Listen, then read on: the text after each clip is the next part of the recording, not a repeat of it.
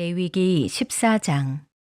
여호와께서 모세에게 말씀하여 이르시되 나병 환자가 정결하게 되는 날의 규례는 이러하니 곧 그 사람을 제사장에게로 데려갈 것이요 제사장은 진영에서 나가 진찰할지니 그 환자에게 있던 나병 환부가 나았으면 제사장은 그 정결함을 받을 자를 위하여 명령하여 살아있는 정결한 새 2마리와 백향목과 홍색실과 우슬초를 가져오게 하고 제사장은 또 명령하여 그 새 하나는 흐르는 물 위 질그릇 안에서 잡게 하고 다른 새는 산채로 가져다가 백향목과 홍색실과 우슬초와 함께 가져다가 흐르는 물 위에서 잡은 새의 피를 찍어 나병에서 정결함을 받을 자에게 7번 뿌려 정하다 하고 그 살아있는 새는 들에 놓을지며 정결함을 받는 자는 그의 옷을 빨고 모든 털을 밀고 물로 몸을 씻을 것이라. 그리하면 정하리니 그 후에 진영에 들어올 것이나 자기 장막 밖에 이레를 머물 것이요.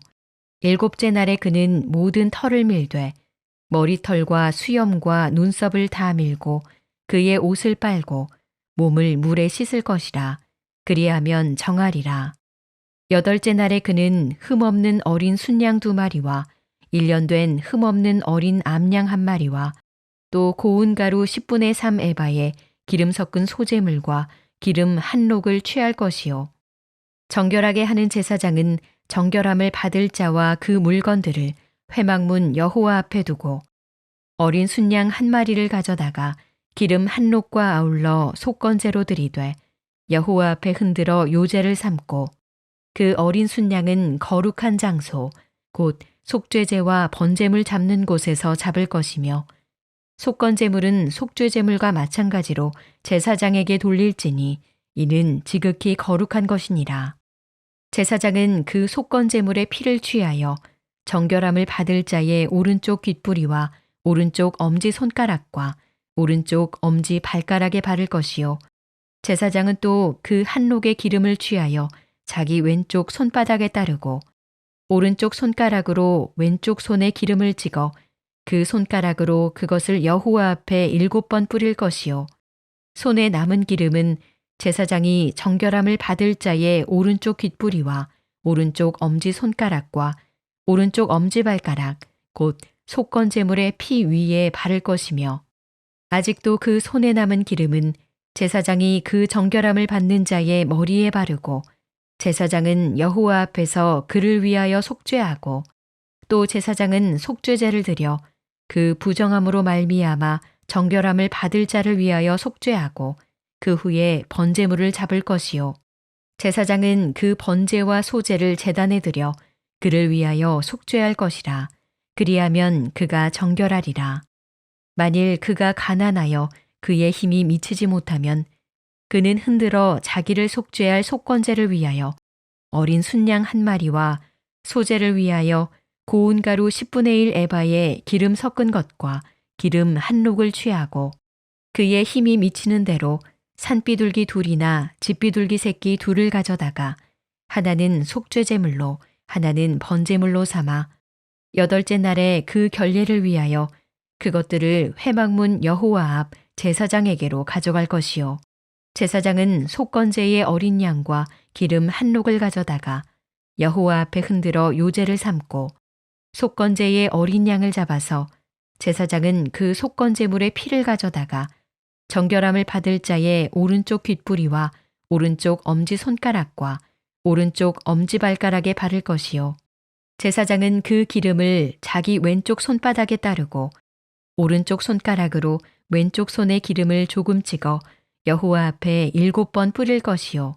그 손의 기름은 제사장이 정결함을 받을 자의 오른쪽 귓부리와 오른쪽 엄지 손가락과 오른쪽 엄지 발가락 곧 속건제물의 피를 바른 곳에 바를 것이며 또 그 손에 남은 기름은 제사장이 그 정결함을 받는 자의 머리에 발라 여호와 앞에서 그를 위하여 속죄할 것이며 그는 힘이 미치는 대로 산비둘기 1마리나 집비둘기 새끼 1마리를 드리되 곧 그의 힘이 미치는 대로 1마리는 속죄제로 1마리는 소제와 함께 번제로 드릴 것이요 제사장은 정결함을 받을 자를 위하여 여호와 앞에 속죄할지니 나병 환자로서 그 정결 예식에 그의 힘이 미치지 못한 자의 규례가 그러하니라.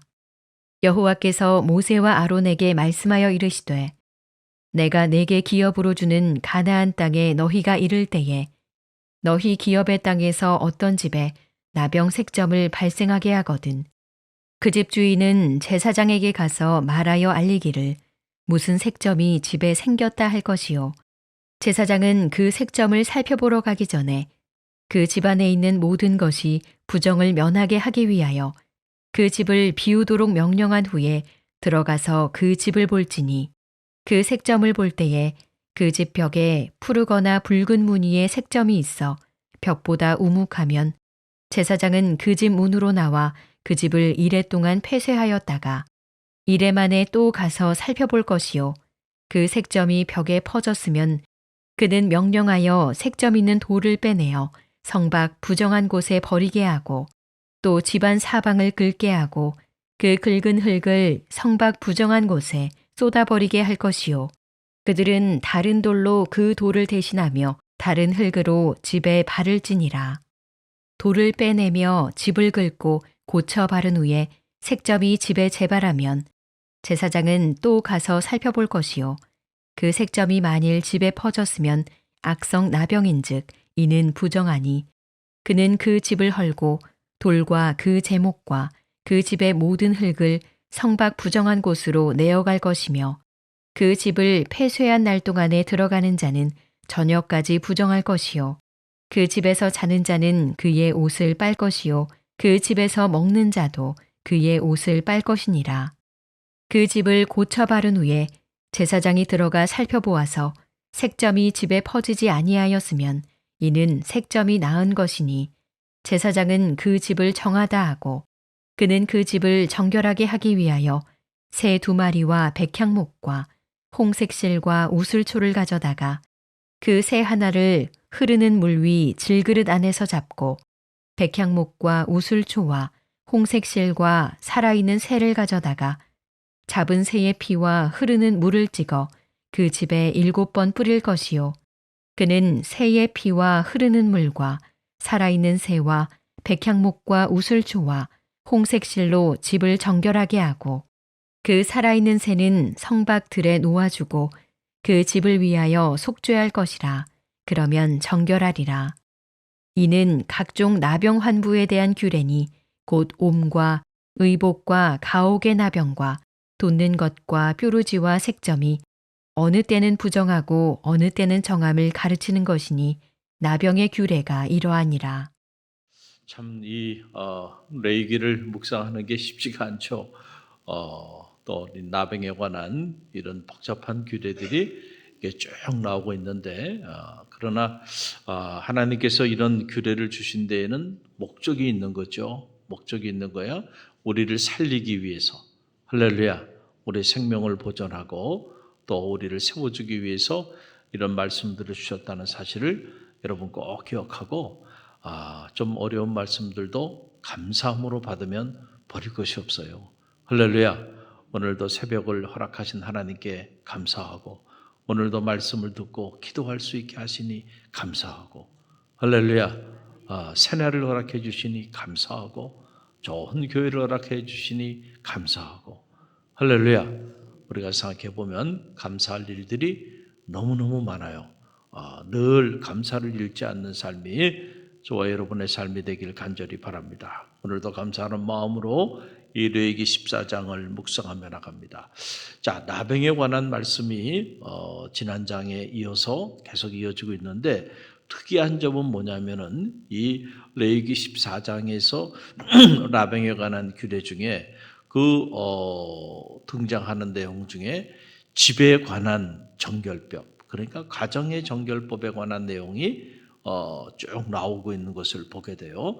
자, 13장에는 주로 우리 개인이 나병에 걸렸을 때 어떻게 그것을 정결하게 만들어 나가는가, 거기에 관한 말씀이었다고 한다면 이제 가정에도 이 나병이 걸릴 수가 있다.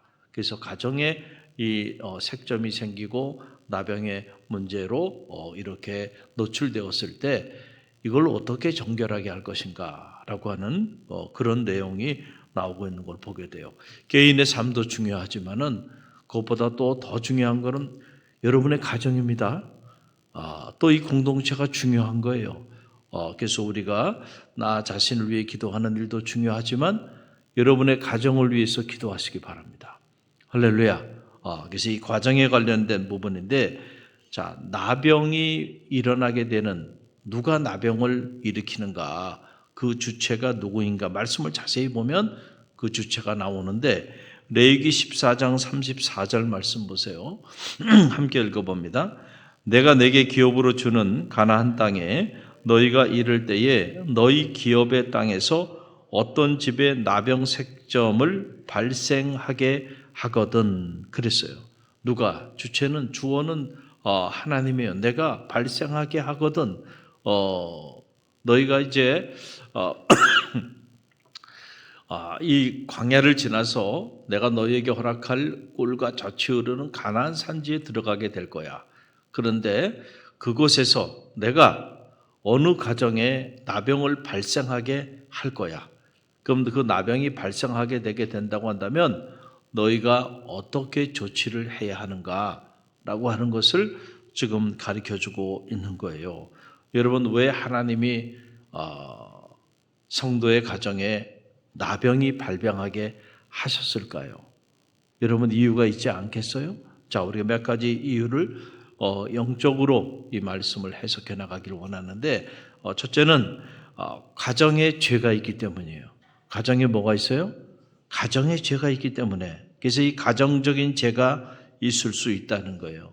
그러니까 개인의 죄뿐만 아니고 지금 가정이라고 하는 이 공동체의 죄에 대한 부분을 말씀하고 계신 거예요. 여러분, 저는 여러분의 가정이 신성한 공동체가 되게 되기를 간절히 바랍니다. 우리는 우리의 가정을 지켜야 하는 영적인 책임이 있어. 할렐루야. 여러분의 가정을 누가 지켜요? 여러분이 지켜야 돼. 할렐루야. 여러분이 여러분의 가정의 영적인 리더잖아요. 그렇죠? 그리고 여러분의 가정에 먼저 하나님의 사람으로 부름받은 사람들이야.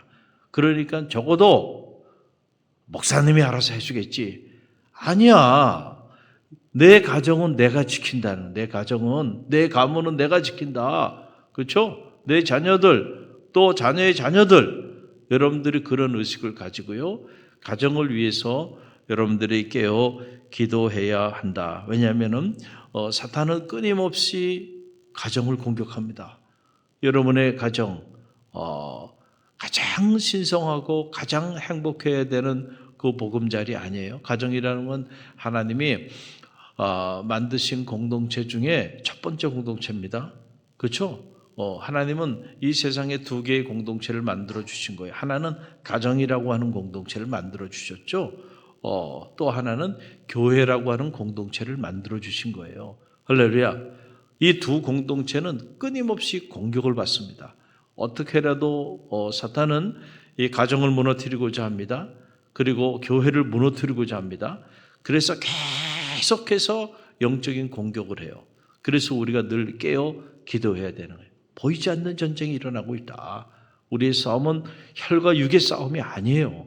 이 영적인 전쟁이 일어나고 있다. 이 영적인 전쟁으로부터 여러분이 여러분의 가정을 지켜야 한다. 오늘날 우리가 가정 붕괴 시대를 살아가고 있어요. 왜 가정이 이렇게 붕괴되어 버릴까? 붕괴라고 하는 것은 무슨 말이에요? 지붕이 무너져 내렸다는 얘기거든요. 왜 이렇게 가정이 어려움들이 많이 생기는가? 여러분, 이것을 우리가 육적인 차원에서만 보면 안 되고 영적인 차원에서 해석할 수 있는 눈이 있어야 돼. 어두운 영들이 우리 가정을 공격하고 있는데 여러분이 가정에 깨어 영적인 파수꾼이 돼야 되는데 우리가 다 잠들어 있어 버리면은 그러면은 그 소중한 가정이 여러분 이 영적인 나병으로 인하여 고통 가운데 자리하게 될 수 있다. 또 둘째로 집의 나병을 통해서 가정 구성원들로 하여금 가정의 영적인 상태를 자각하게 하기 위하여 여러분 이런 말씀들을 주셨다는 거예요.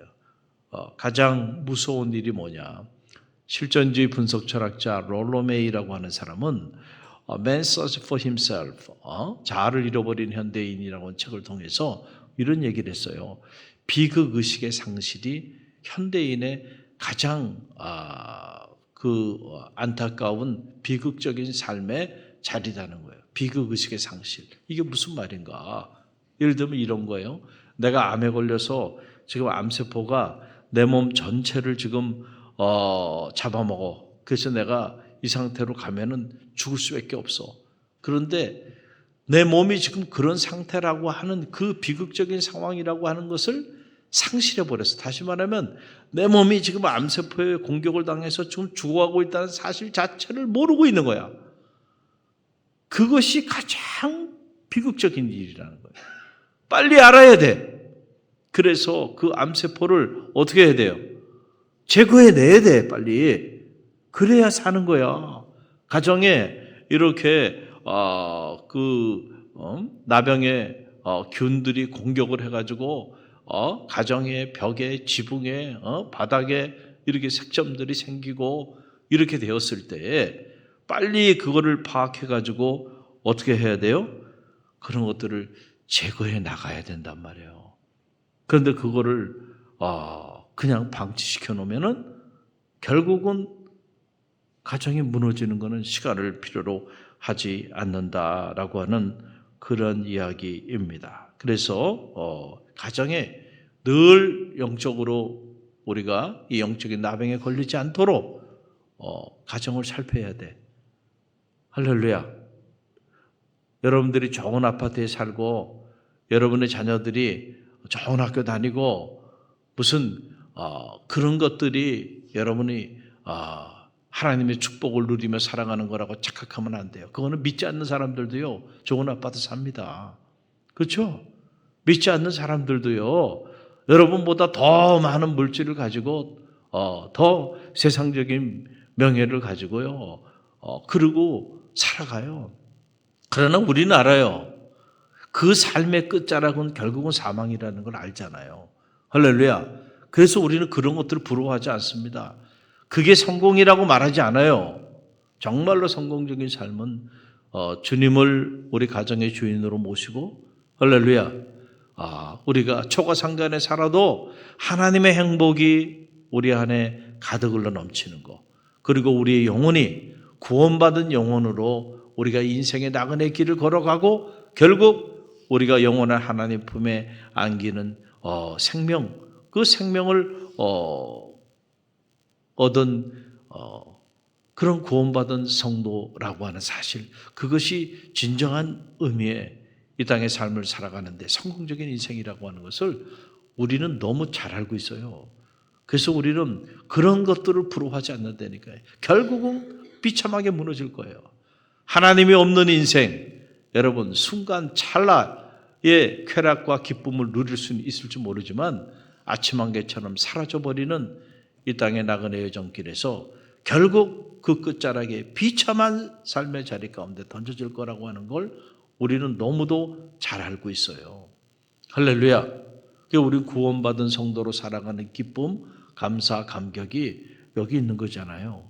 할렐루야. 그래서 우리의 가정 안에 늘 영적으로 우리 가정이 사망의 그 죽음의 사지로 달려가고 있는지 아니면 생명을 향해서 나아가고 있는지를 우리가 늘 점검해 볼 필요가 있다라고 하는 거예요. 그래서 하나님이 가정의 나병 색점을 바라게 하신 것은 가정의 경건을 회복하라고 하는 경고의 메시지예요.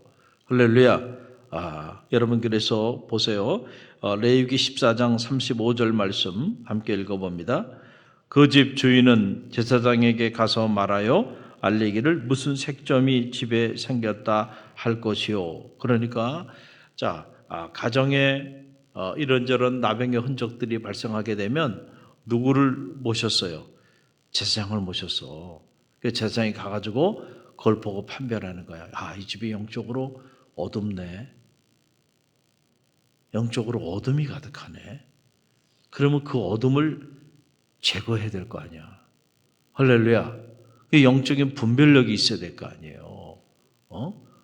가서 이렇게 예배를 드리는데 보니까 주의종의 마음이 답답해.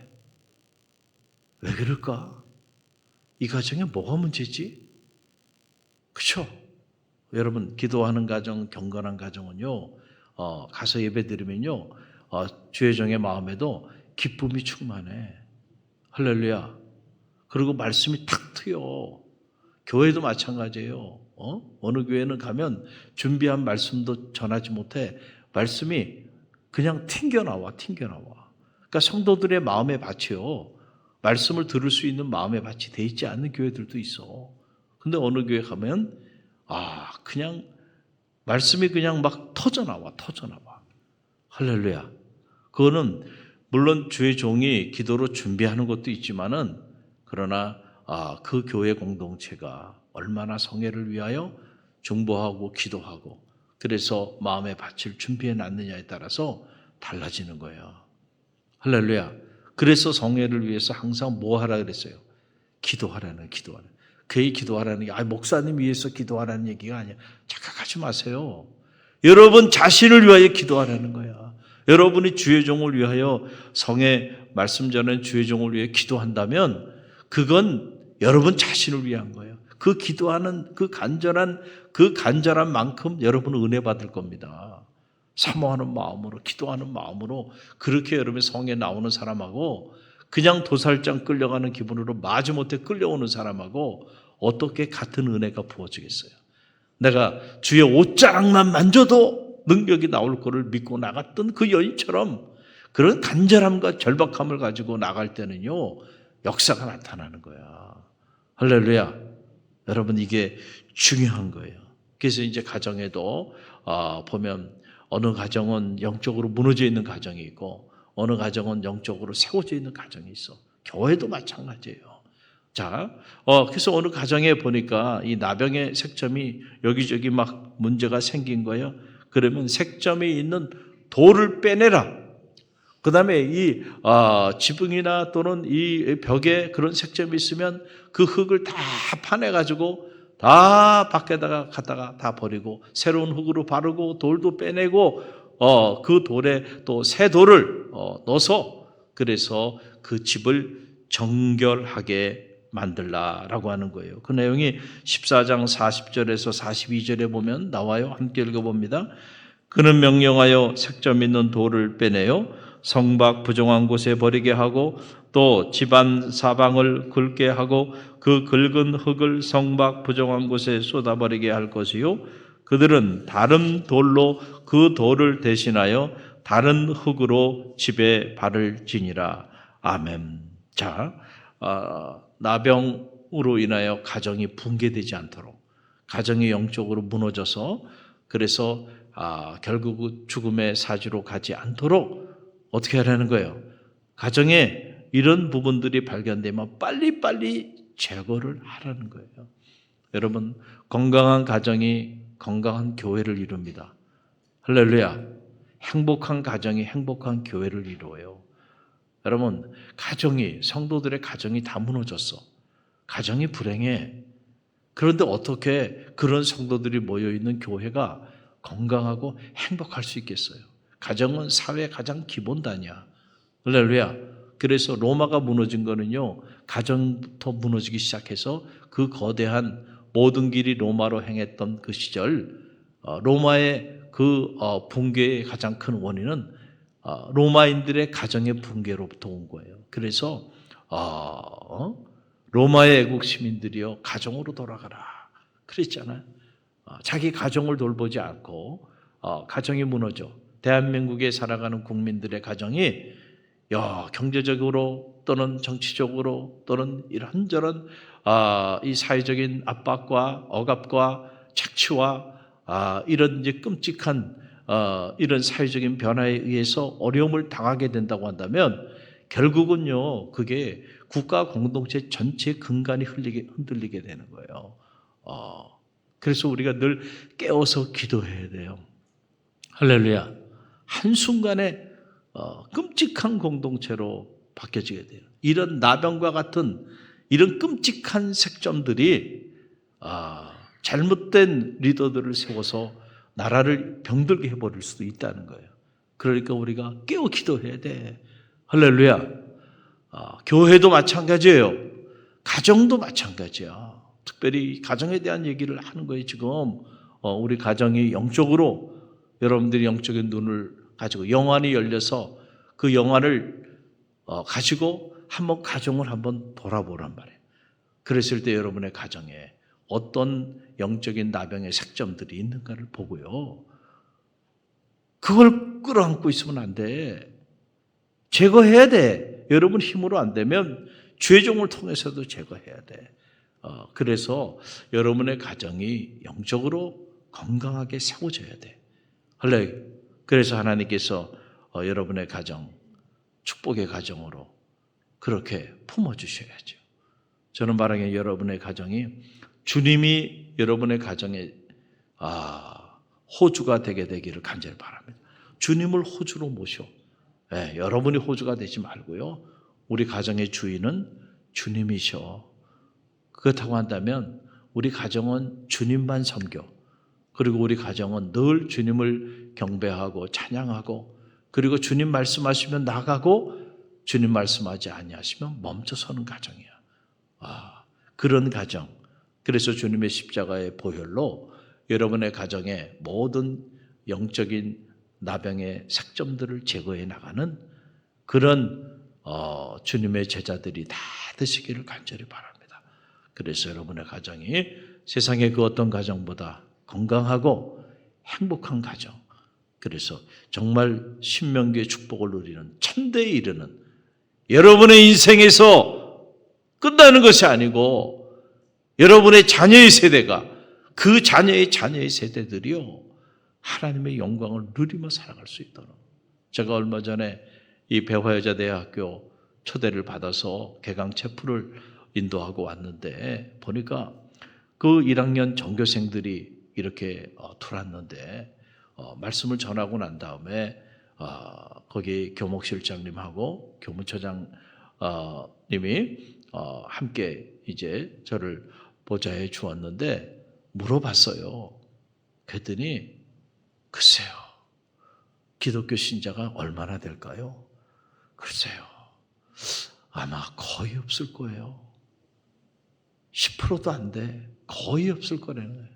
그러니까 이제는 20대 그 청년들이요, 주님을 영접하고 예수 믿겠다고 나가는 청년들을 보기가 이젠 찾아보기가 어려운 때가 됐어요. 그들의 부모 나이가, 그렇죠? 어떻게 될까요? 그래도 한 50대는 되지 않았겠어요? 그런데 그 다음 세대에 신앙이 전수가 되고 있질 않아요. 그래서 각 교회들도 이렇게 만나서 보면은 그런 얘기를 하는 거예요. 얼마 전에 우리 말씀 서원 숲 목회자 숲 모임을 가지면서 목회자들과 이렇게 대화를 나누는 시간을 갖는데 어느 분이 자기 딸 이야기를 하는 거예요. 그래서 이 목사님이 나는 너 배우자로 다른 조건은 아무것도 보지 않겠다. 그냥 신앙생활만 하는 사람이면 누구든 좋으니까 신앙생활하는 사람을 네가 배우자로 데려와라. 그랬더니 그 아이가 그렇게 말하더래요. 아빠, 신앙생활하는 사람 만나기 어려워. 신앙생활하는 젊은이들이 없다는 거야. 여러분, 요즘 세대가 그렇게 바뀌어가고 있다는 거예요. 그러니까 다음 세대로 전수가 안 돼, 우리 신앙이. 그래서 우리가 기도해야 돼요. 여러분의 그 신앙이 여러분의 자녀 세대에, 그 자녀가 또 그 자녀의 세대에, 그래서 신앙의 유산이 쫙 이어져서 믿음의 명문 가문을 이루고, 할렐루야, 하나님 주시는 그 신명기의 천대 축복을 누리는 그런 가문이 되어줄 수 있도록 가정을 위해서 기도하세요. 자녀들 위해 기도하세요. 눈물로 기도하세요. 자녀들을 품고 기도하세요. 그 여러분의 가정이 하나님과 함께하는 가정, 하나님이 세워주는 가정, 또 하늘문이 열린 가정이 되어줄 수 있도록 특별히 오늘 새벽에는 여러분의 가정을 위해 기도하는 새벽이 되길 주님의 이름으로 간절히 축원드립니다. 오늘 주신 말씀 붙잡고 우리가 기도합니다.